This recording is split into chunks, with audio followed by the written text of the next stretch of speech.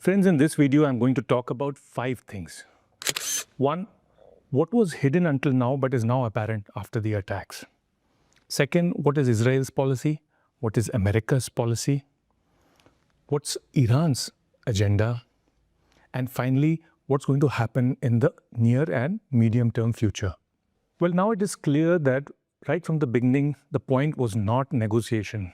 Negotiations were just being used by the US and Israel to prepare for an attack. Now this is quite apparent because the Omani foreign minister, who was the chief mediator, has said that Iran had agreed to virtually every condition on the nuclear program that the Americans had put forward.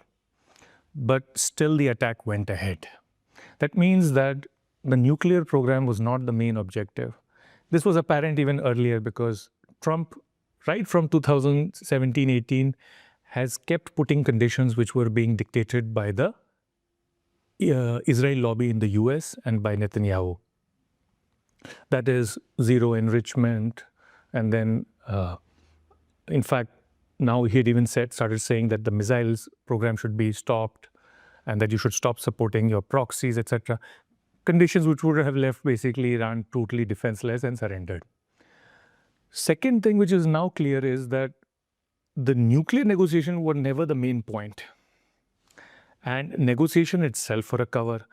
We know this also because of the nature of the attack yesterday on Khamenei's compound. That is, the US intelligence, CIA, and the Mossad had been closely cooperating for a long time. They had been searching for a moment when they could find for sure the supreme leader's location and that of his top leadership. Thus, in one single blow, they could take care of both of them. They could take out the leadership and Khamenei. Such a moment came when they realized that a large number of top leaders are assembling at the Vilayat-e-Faqih's complex. That is the area in Iran where Khamenei's office and home is. And they decided to therefore change the timing of the attack. The attack was supposed to happen initially at night for the surprise element. But they found that at about 9:40, these people are going to assemble. And therefore, we have to attack now in the morning time. So at about 6 a.m., Israeli aircraft took off with precision-guided missiles and attacked at exactly 9:40 in the compound with 30 bombs, eliminating the head of the IRGC, the head of the Defense Council, Shamkhani, the deputy head of intelligence, the defense minister, and many others, and also Khamenei in the process. Why did the Americans allow the Israelis to go ahead? Partly because there is a law in the US that you are not supposed to assassinate heads of state, but also because the US does not want the blowback of this. Should there be some blowback from Shias globally or from any terrorist elements, they want most of the blowback to go on Israel and the blame to go on Israel. So Israel had no problem with that. Netanyahu, it was his life's ambition to do this. His strategy has been to somehow degrade Iran to the point that the regime changes and eliminate Khamenei. He has had this ambition for decades because he's going to face elections soon. He wants to show something to the Israeli public. Secondly, he doesn't want any large state around Israel to be powerful, except those which are kind of lackeys such as Egypt, which have survived on doles by the Americans or Jordan, etc. He had the same policy with respect to Iraq. He and the neoconservatives in the US convinced President Bush in 2003, along with the Israel lobby, they convinced him to attack Iraq. And then after that, they knew Iraq would go into a civil war. They encouraged that. The Israelis encouraged that in Syria. They did not want Obama to attack and remove Assad. He convinced Obama that no. And this civil war completely destroyed Syria and weakened it. So he doesn't want any large state, including Iran. In fact, in Iran, the Israeli objective is not just to regime change or destroy Iran, but but for it to be splintered between its ethnic minorities. That is, along the border areas, Iran has certain minorities such as Baloch, such as Azaris, such as Marsh Arabs, such as Kurds. So he wants these to rebel and splinter Iran. But he doesn't want this war to proceed too long. He wants also a short campaign because Israel is a small country, doesn't have the resources, manpower, etc. to go on indefinitely. Similarly, Trump's objective also is to do it quickly. Ideally, he would like this war to be done now because he has eliminated the top leader and he would like to just go home and dust it because he knows that his core constituency, that's the MAGA base, is against this war. We have seen in the past also people like Tucker Carlson and Marjorie Taylor Greene have spoken out against the first attack, which happened about 6 months ago. And the American MAGA base does not want its money to be spent on another Middle Eastern war after the trillions of dollars spent on Afghanistan and Iraq wars. They don't want their children to die because they know that it is lower income and lower middle income Americans whose children serve in the military. So he knows that Trump knows that his approval rating is at 36%. He cannot survive with a much lower rating for too long because midterm elections are due on November 6th this year. And he knows that the parliament in the US, that is the Senate and the House, can flip very easily. He wants to show a quick victory and get some boost out of it. Also, the Israel lobby, which is very powerful in DC, has paid a lot of money for Trump's elections, as I've explained in the past. He has to fulfill those. And that has been the case since 2016-17. That's why he was so against this Obama's JCPOA deal with Israel, and he completely scrapped it, which started this round of confrontation in 2018. Also, both Netanyahu and the Israel lobby has been whispering in his ear that if he is able to remove the regime in Iran, he will have done what no US president was able to do in the last 47 years. So they have been pressurizing him and kind of seducing him into this. Iran's objectives, on the other hand, are to lengthen this war. Most people think Iran wants a short war and that actually would like to avoid it altogether. Well, it would like to have avoided it altogether. But now that the war has begun, Iran wants to lengthen this war. Why?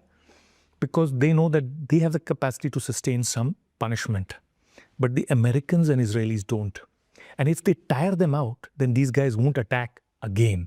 Otherwise, they attack approximately every 6 to 8 months.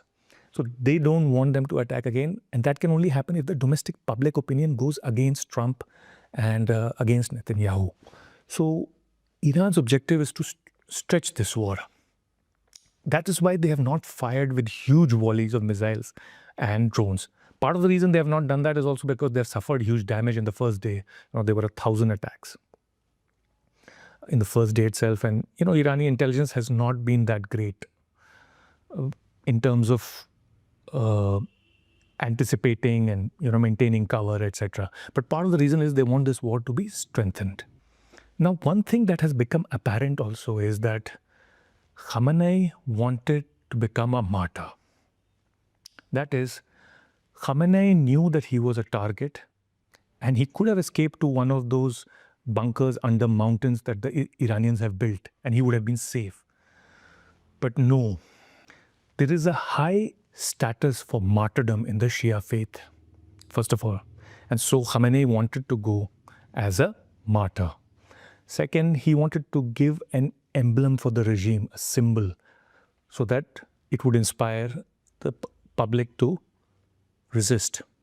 Third, he didn't want to have the taint that he survives in some bunker while his soldiers and his citizens die.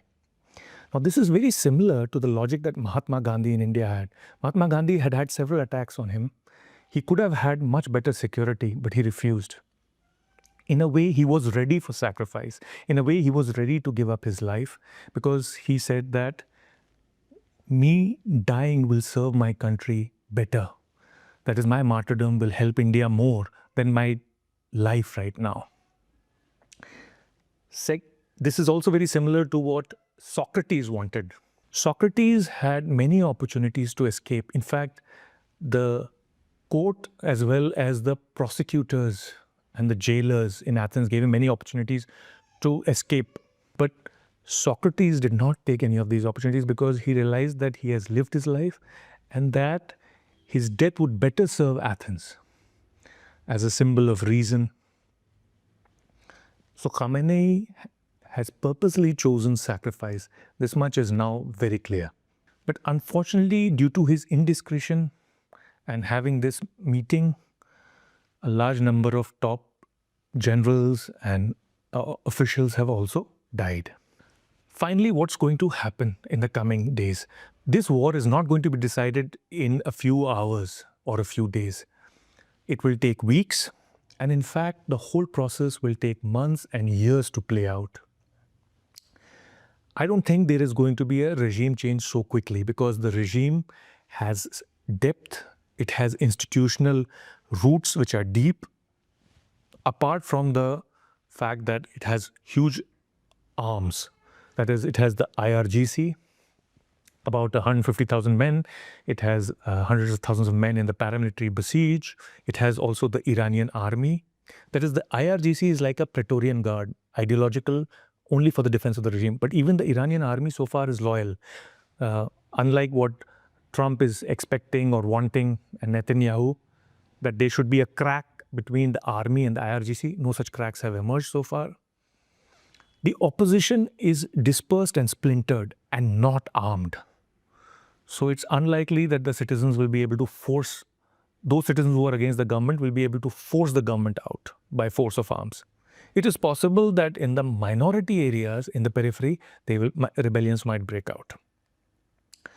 So yes, there might be some civil conflict. It looks unlikely that Iran would even progress towards civil war. But should the regime get shaken up, civil war could happen because about 25% of the population is with the regime, supports it, about 25% is against the regime, and the rest are in the middle. So in the eventuality that the regime is shaken, which is low, a civil war could break out. So the region will remain in turmoil for a long time to come. Finally, it is now clear that the old axis is gone. The old axis were Iran versus the Gulf states and Saudi Arabia, or Iran versus Israel.